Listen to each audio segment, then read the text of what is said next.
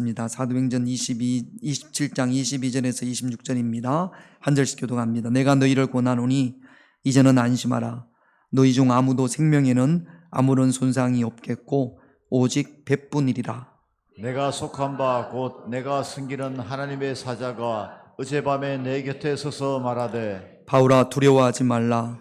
내가 가이사 앞에 서야 하겠고 또 하나님께서 너와 함께 항해하는 자를 다 내게 주셨다 하였으니 그러므로 여러분이여 안심하라. 나는 내게 말씀하신 그대로 되리라고 하나님을 믿노라. 같이 있습니다. 그런즉 우리가 반드시 한 섬에 걸리리라 하더라. 아멘. 10분에 마치겠습니다. 10분 안에. 여러분, 우리가 살다 보면 캄캄하고 어두운 방과 같은 그런 인생을 지나가야 될 때가 있습니다. 누구나 그런 때가 있습니다.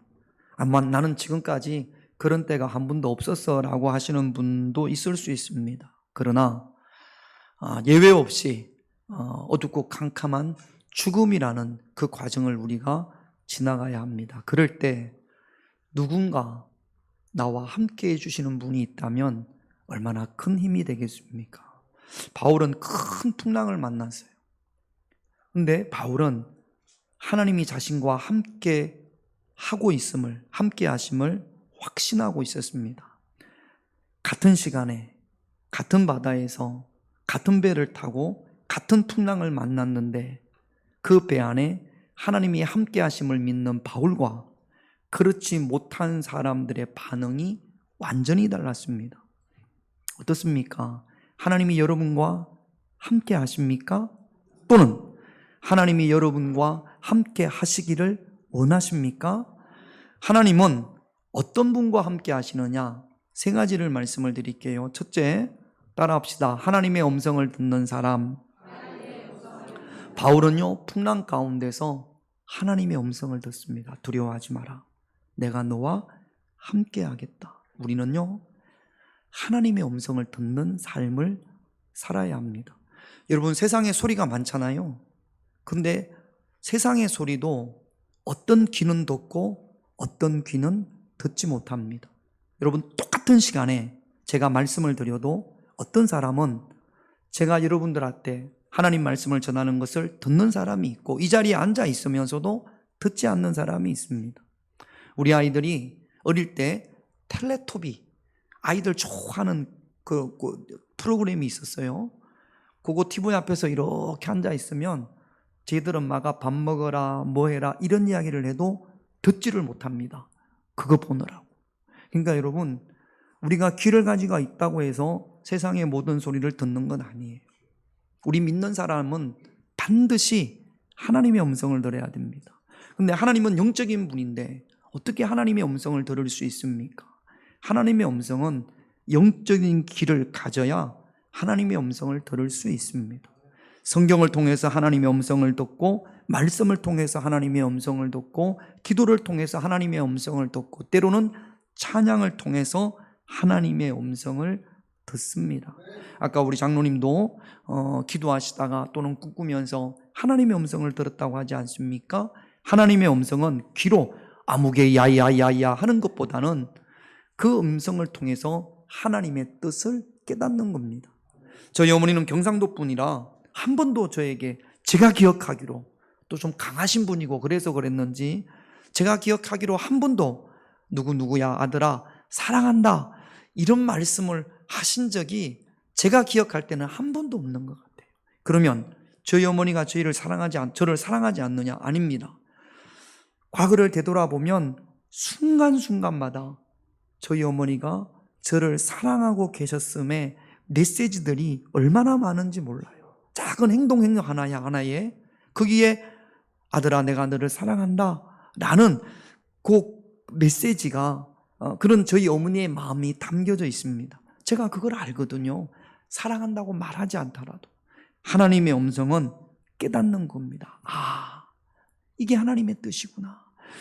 여러분, 성경은 하나님의 음성이 기록되어져 있습니다. 수많은 사람들이 하나님의 음성을 듣고 그 음성을 따라갈 때 그 삶이 아름답고 복된 줄로 믿습니다. 두 번째는요, 하나님은 어떤 사람과 함께 하느냐?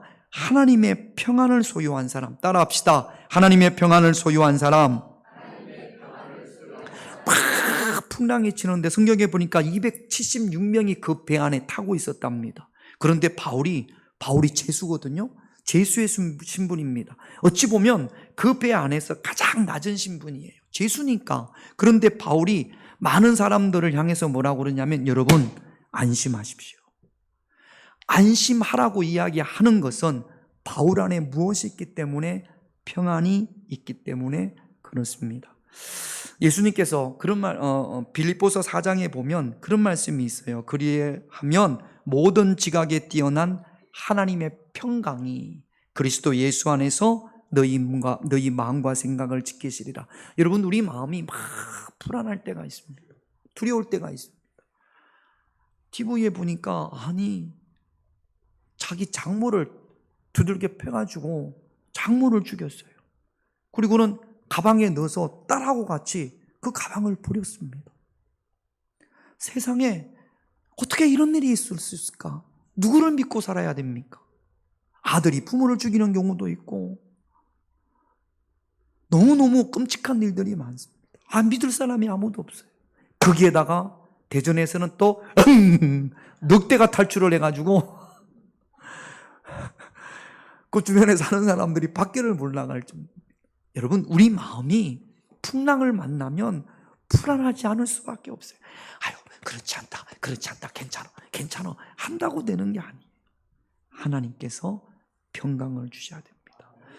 하나님의 평강이 너희 마음과 생각을 지키리라. 우리 마음과 생각이 지켜지려면 내 안에 무엇이 있어야 돼요? 하나님의 평강이 있어야 돼요. 예수님께서 뭐라고 말씀을 하셨냐면, 평안을 너희에게 끼치노니 곧 나의 평안을 너희에게 주노라, 그렇게 이야기합니다.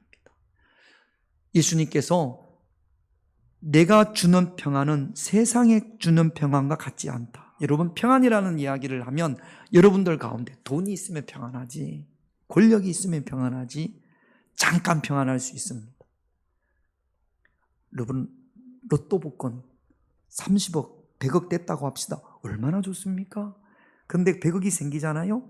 그러면 100억 때문에 불안한 일들이 얼마나 많이 생기는지 모릅니다. 여기 우리 교회에서 100억 되면 우리 교회 안 나오실 분들 있어요.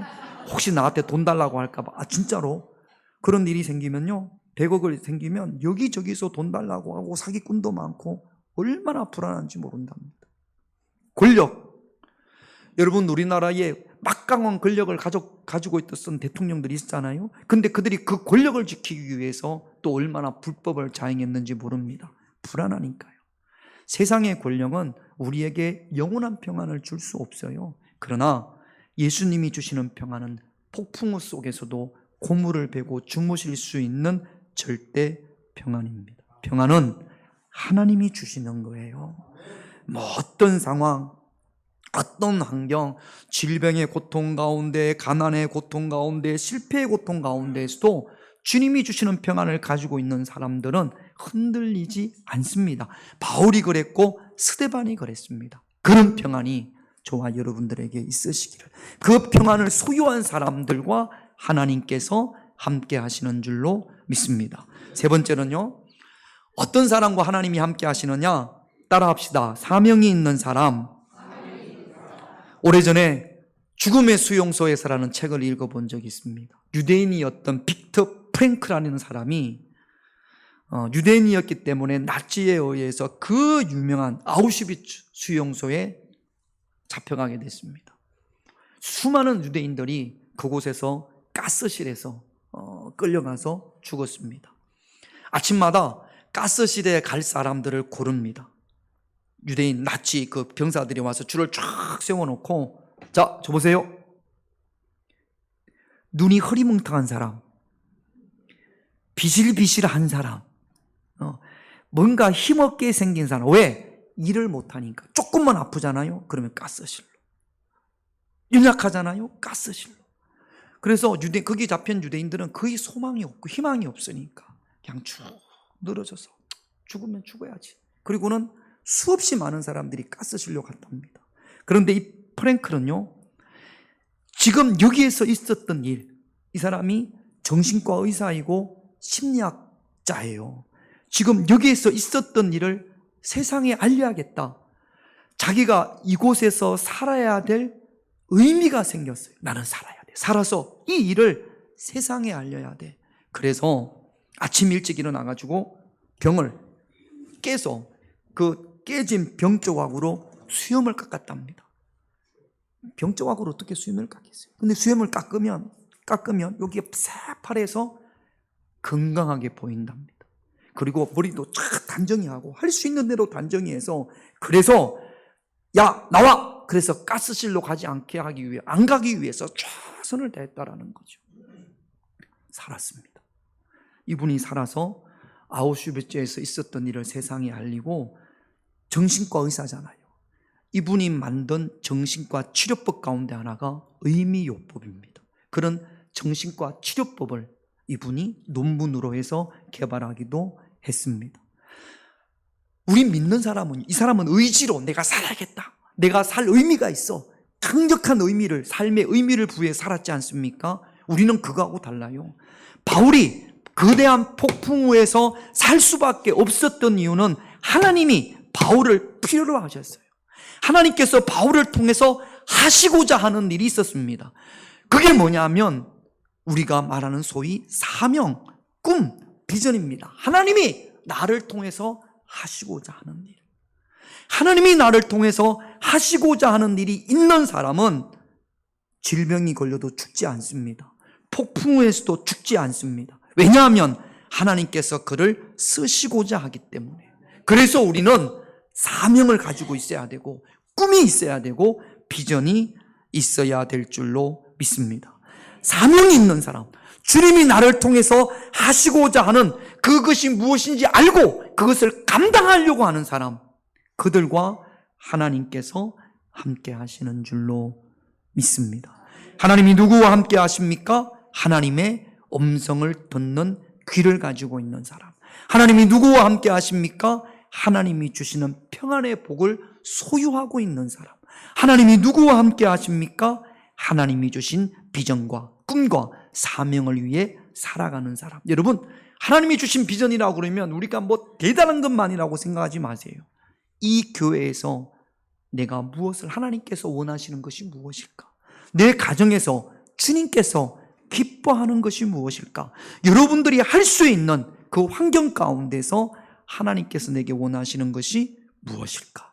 그 주님이 주신 사명을, 비전을, 꿈을 이루고자 살아갈 때 하나님께서 건강도 주시고 치유도 주시고 능력도 주시고 하나님께서 함께 하심으로 어려움에서 건져내시는 줄로 믿습니다. 하나님이 함께 하시는 삶을 살기 위해서 우리 이렇게 기도하십시다. 기도 제목 3개. 기가 막히죠? 10분 만에 40분을 다 끝냈습니다. 보통 이렇게 할 수가 없습니다. 정확하게 오늘 말씀 들어야 될 것 다 했습니다. 할렐루야. 3가지 기도 제목 가지고 우리 1번 같이 있습니다. 하나님의 음성을 들을 수 있는 귀를 주시옵소서. 2번, 주여 나에게 평안의 복을 주시옵소서. 3번, 주님이 나에게 주신 꿈과 사명으로 거대한 폭풍을 이겨내게 하옵소서. 이 3가지 기도 제목 가지고 성령 하나님 나를 만지소서 찬양하고 3가지 기도 제목으로 우리 함께 하나님 앞에 기도하겠습니다.